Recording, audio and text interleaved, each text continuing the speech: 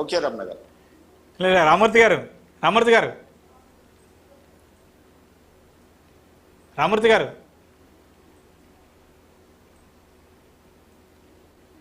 Right. Madhu గారు అంటే సరే, రాజకీయ పార్టీలు ఎవరి వాదన వాళ్ళు వినిపిస్తున్నాయి. కేంద్రంలో అధికారంలో బీజేపీ, రాష్ట్రంలో కాంగ్రెస్. ఇంత రిజర్వేషన్ సంబంధించిన వ్యవహారంలో కూడా మళ్ళీ అదే పాత నినాదాలే.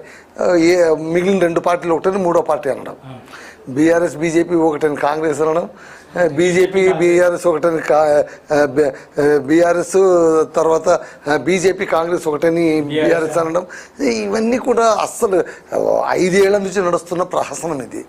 ఎవరెవరు ఒకటి అవన్నీ పక్కన పెట్టేస్తే, ఇందాక బీజేపీ సార్ అన్నట్టు ఆయన కొంచెం జాగ్రత్తగా మళ్ళీ ఈ జనగణన తర్వాత సెన్సస్ తర్వాత ఏం జరుగుతుందో చూడాలి. మళ్ళీ ఈ రిజర్వేషన్ ఇప్పుడు ఏదైతే అసెంబ్లీ బిల్ పాస్ చేసి పంపిందో కాంగ్రెస్, దీన్ని అసలు కేంద్రం ఏం చేస్తుంది అనేది ఇప్పుడు $1 మిలియన్ క్వశ్చన్. ఏదో ఒకటైతే చేయాలి కదా, ఆనర్ చేయడము ఆనర్ చేయకపోవడము. జనాభా గణన చేస్తున్నాం, జనాభా గణనతో పాటు ఓబీసీ గణన కూడా చేస్తామని అన్నారు. సరే, అది మరి అప్పటిదాకా అయితే స్థానిక ఎన్నికలు జరగవు, అయిపోయింది కదా. అంటే అంతవరకు 2027 పడుతుంది అంతే కదా సార్. పాత పద్ధతిలో జరుగుతాయి. పాత పద్ధతిలో కూడా ఇదేదో కొంచెం టెక్నికల్. ఈ 42% అయితే అమలు కాదు. చేయడం ఇష్టం లేకపోతే 23% ప్రజెంట్ ఎగ్జిస్టింగ్ ఎట్లా ఉందో అట్లనే కంటిన్యూ. కానీ 23% రిజర్వేషన్స్ బీసీలు ఎందుకు ఒప్పుకుంటారు? వాళ్ళు ఒప్పుకోరు కదా. సో అక్కడ ఆ మెలిక కూడా ఉంది. కాబట్టి మొత్తం మీద ఎన్నికలకు ముప్పు వచ్చింది. అటు తిరిగి ఇటు తిరిగి ఎక్కడైనా మళ్ళీ స్థానిక సంస్థలపైన మళ్ళీ విఘాతం పడబోతోంది. ఇప్పటికే అదేమి ఇన్ఛార్జీల పాలనలోన పుణ్యకాలం కాస్త గడిచిపోతుంది. చూడాలి. గతంలో ఇప్పుడు అంటే చంద్రబాబు నాయుడు ముఖ్యమంత్రి ఉన్న టైంలో యునైటెడ్ ఏపీలో కూడా దాదాపు 1.5-2 years వరకు స్థానిక ఎన్నికలు నిర్వహించకుండా ఉన్నట్టు ఉంది. ఇప్పుడు ఆల్రెడీ దాదాపు 1.5 year అయిపోయింది, దాటిపోయింది. ఇప్పుడు కూడా అవుతుందని నమ్మకం లేదు కదా, ఎందుకంటే రిజర్వేషన్ అనేటువంటి ఒకటి ఉంది కాబట్టి. సో ఈ క్లాజ్ ఎంతవరకు ఆనర్ అవుతుంది? ఆనర్ అయ్యే పరిస్థితులు ఇప్పుడైతే లేదు. సెన్సస్ అంతా పూర్తి కావాలి. సెన్సస్ పూర్తి కావాలంటే ఆ టైం వరకు మళ్ళీ వీళ్ళు వేచి చూస్తారా లేదా? ఇందాక కాంగ్రెస్ వాళ్ళు ఒక మాట అన్నారు, కేంద్ర ప్రభుత్వం తేల్చకపోతే మా పార్టీలోనే మేము రిజర్వేషన్ పాటించి ఇచ్చేస్తామని.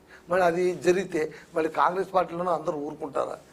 43% ఊరుకోవాల్సింది. ఎందుకంటే వాళ్ళది ఎన్నికలకు ముందు వాళ్ళ కామారెడ్డి డిక్లరేషన్, వాళ్ళ ముఖ్యమంత్రి పదే పదే అంటున్నాడు, రాహుల్ గాంధీ కూడా అంటున్నాడు. ఇప్పుడు వాళ్ళు ఇస్తారంటే మిగిలిన పార్టీలు కూడా ఇవ్వాల్సిందే. అంతే కదా, రాహుల్ గాంధీ కూడా అంటున్నాడు. ఒకరు ముందర చేస్తే ఇంకొకరు అందరూ దాన్ని చచ్చినట్టు ఫాలో కావాల్సిందే. మళ్ళీ చూడాలి మళ్ళీ ఇది ఎంతవరకు పార్టీ పరంగానే వాళ్ళు అమలు చేస్తే ఒక రకంగా ఒక అడుగు వాళ్ళు ముందుకు ఆ మాట అయితే బయటకు వచ్చింది. ఇది ఒకవేళ ఆలస్యం అయితే పార్టీ పరంగా మేము ఇచ్చేసుకుంటామని చెప్పి ముఖ్యమంత్రిగా రేవంత్ రెడ్డి గారు అన్నారు. చేస్తే బాగానే ఉంటుంది.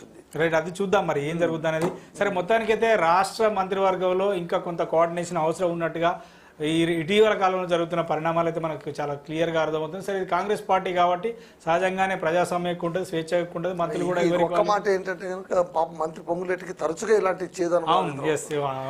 ఎదురవుతుంది. చాలా సందర్భంలో ఆయన కాస్త దూరం అయిపోయాడు ముఖ్యమంత్రికి, అది ఇదని చాలా వార్తలు వచ్చేసాయి.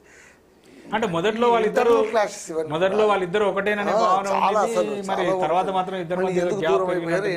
ఇంకొకటి ఏంటంటే పొంగులేటి శ్రీనివాసరెడ్డి గారు మొదటిసారి మంత్రి కావడం వల్ల కూడా, అంటే అంతకుముందు ఎంపీ కానీ మంత్రిగా చేసిన అనుభవం లేదు. సో ఎంపీగా ఉండే మాట్లాడేది మంత్రిగా మరీ అంత ఇన్కేపబుల్ పర్సనాలిటీ అయితే కాదు.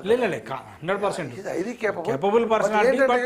వాళ్ళ మధ్య డ్రిఫ్ట్ ఏమైనా వచ్చిందో ఒకసారి చెక్ చేసుకోవాలి. గవర్నమెంట్ లో ఉన్నప్పుడు కొన్ని ఆచితూచి జాగ్రత్తగా మాట్లాడాల్సిన అవసరం ఉంటుంది. ఏ జోష్లో మాట్లాడారో ఏమో తెలియదు. అది సహజంగానే కార్యకర్తలకు అనిపిస్తుంది. పార్టీలోనే ఈ వాళ్ళు రిజర్వేషన్ ఇవ్వకపోతే మనం ఇచ్చేద్దామని ఒక మాట ఏదో నడుచుంటుంది. అందుకోసమే వస్తున్నాయి, జాగ్రత్త ఉండండి. ఇంకోటి కూడా ఏంటంటే చాలా కాలంగా అంటే స్థానిక సంస్థలకు గడువు మూసి కూడా చాలా కాలమైంది కాబట్టి లోకల్ గా ఉన్నటువంటి నాయకులలో ఒక రకమైనటువంటి నిస్తేజము, నిస్పృహ ఉంటుంది. వాళ్ళని కొంచెం ఎంకరేజ్ చేయడానికి కూడా త్వరలోనే పెడుతున్నాం మనం. స్థానిక సంస్థల ఎన్నికలంటే సర్పంచ్లు అవుతారు, చూడండి మీరు ఒకటి ఎంపీటీసీలు అవుతారు, జడ్పీటీసీలు అవుతారు. ఒకవేళ కాంగ్రెస్ పార్టీ అంత అద్భుతంగా మేము ఇచ్చేస్తున్నాం అని రిజర్వేషన్ ఇచ్చి ఎన్నికలు జరిగితే మాత్రం దానికి చాలా